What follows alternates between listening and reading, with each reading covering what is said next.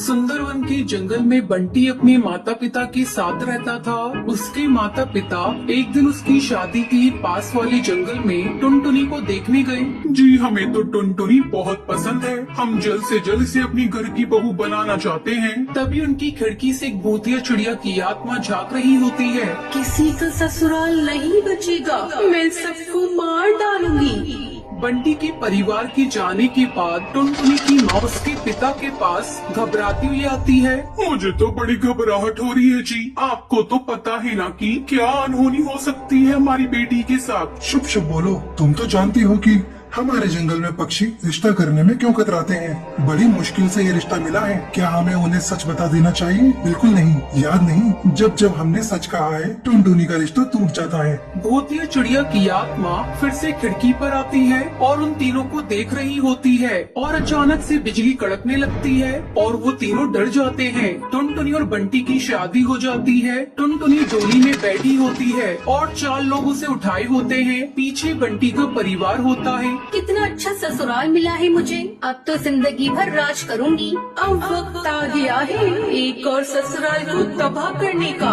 भूतिया चिड़िया अपना पंख घुमाती है और सब बेहोश होने लगते हैं। सिर्फ टुनटुनी जाग रही थी। अरे बारात रुक क्यों गई? टुनटुनी बाहर झांकती है तो देखती है कि पूरी बारात बेहोश पड़ी है। वो घबराकर सबको उठाने लगती है और रोने लगती है। तभी उसे ऐसा लगता है कि कोई इसका नाम पुकार रहा है। कौन है वहाँ पर? टुनटुनी पीछे मुड़ती है तो एक चिड़िया उसके पीछे खड़ी होती है। अरे तुम कौन हो? टुनटुनी, मैं तेरी मदद करने आई हूँ, मेरे पास आ जा। टुनटुनी इस भूतिया चिड़िया की आत्मा के पास जाती है। वो जोर जोर से हंसने लगती है। चलो टुनटुनी, तुम्हारे ससुराल जाने का वक्त आ गया है। वो भूतिया चिड़िया की आत्मा अपने असली रूप में आ जाती है और टुनटुनी के अंदर प्रवेश कर जाती है। टुनटुनी की आंखें लाल हो जाती है और वो जाकर डोली में बैठ जाती है। वो अपना पंख घुमाती है और सारे बाराती जाग जाते हैं। अरे भाई चलो, यहाँ क्यों रुकी है बारात? देखो मौसम कितना खराब है, जल्दी निकलना होगा यहाँ से। बारात चलने लगती है। टुनटुनी अपनी ससुराल पहुँचती है। जैसे ही कमरे में बंटी कबूतर उसके पास आता है, तभी भूतिया चिड़िया की आत्मा का भयानक चेहरा देखकर वो डर जाता है। भूतिया चिड़िया की आत्मा हवा में उड़ने लगती है और हंसने लगती है। ये तुम कौन हो और टुनटुनी कहाँ है? मैं टुनटुनी नहीं, टूनी हूँ। तुम सबका खात्मा करने आई हूँ। लेकिन तुम हमें मारना क्यों चाहती हो? मैं भी ऐसी ही टोली में बैठकर अपने ससुराल गई थी, लेकिन उन्होंने मुझ पर इतना अत्याचार किया और मुझे जलाकर मार दिया। दुनिया के सारे ससुराल ऐसे ही लालची होते हैं।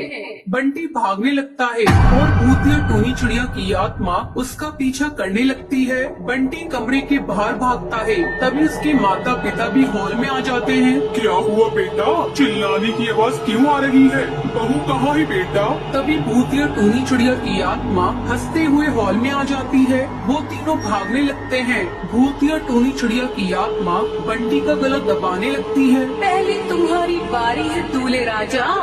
बंटी की मौत हो जाती है। भूतिया टूनी चिड़िया की आत्मा बंटी के माता पिता को भी मार देती है। अगले दिन टुनटुनी की आँख खुलती है। हे भगवान, मेरा सर इतना क्यों दुख रहा है? अचानक वो गिर जाती है। टुनटुनी देखती है कि सामने उसका पति बंटी और सास ससुर की लाश पड़ी है। टुनटुनी ये देखकर रोने लगती है। क्या हो गया? ये सब किसने किया? मैं लुट गई, बर्बाद हो गई। खिड़की में से भूतिया टूनी चिड़िया की आत्मा टुनटुनी को देखकर मुस्कुरा रही होती है और वो वहाँ से चली जाती है।